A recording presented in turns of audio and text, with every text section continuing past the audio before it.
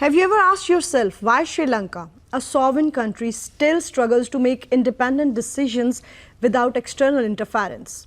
Is there an unseen hand manipulating Colombo from behind the scenes? For decades, Sri Lanka has battled India's persistent attempts at regional dominance, revealing India's desire to turn this sovereign nation into its subordinate backyard. Since Sri Lanka's independence in 1948, India has consistently treated its neighbor as an inferior state, often dictating Colombo's diplomatic and security policies. In 1971, when Sri Lanka assisted Pakistan during the Indo-Pakistani War by allowing refueling for Pakistani aircraft, India considered it a betrayal. This gesture marked the beginning of a tense relationship as India sought to punish Sri Lanka for its independent foreign policy. India's interference reached new heights in the 1980s when it secretly supported Tamil separatists. India's intelligence agency RAW openly provided arms, training and financial support to Tamil militant groups, including the notorious LTTE. Indian training camps churned out over 3,000 insurgents who inflicted decades of bloody civil war, resulting in thousands of civilians' death and massive destruction in Sri Lanka. India's covert support was not humanitarian but purely strategic to destabilize and control Sri Lanka.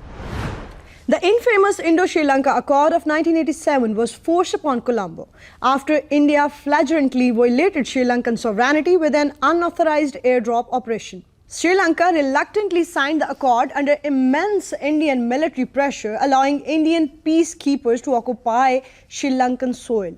India used this agreement to dictate Sri Lanka's internal ethnic and foreign policies, effectively curtailing its sovereignty and limiting its strategic autonomy. Sri Lanka's survival and victory against the Tamil insurgency, however, owes significantly to Pakistan's unwavering support.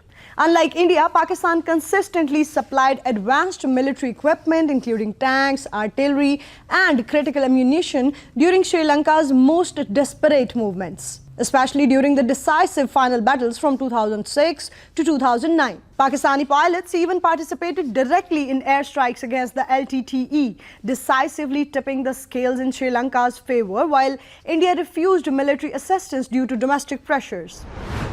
Post-war, Sri Lanka sought to rebuild with Chinese support through vital infrastructure projects like the Hambantota port and Colombo port city. This pragmatic partnership immediately triggered intense diplomatic backlash from India, which viewed China's involvement as a direct threat to its regional dominance. In 2014, when Sri Lanka permitted a Chinese submarine visit to Colombo, India reacted angrily, threatening Colombo and openly condemning this sovereign decision as a security threat.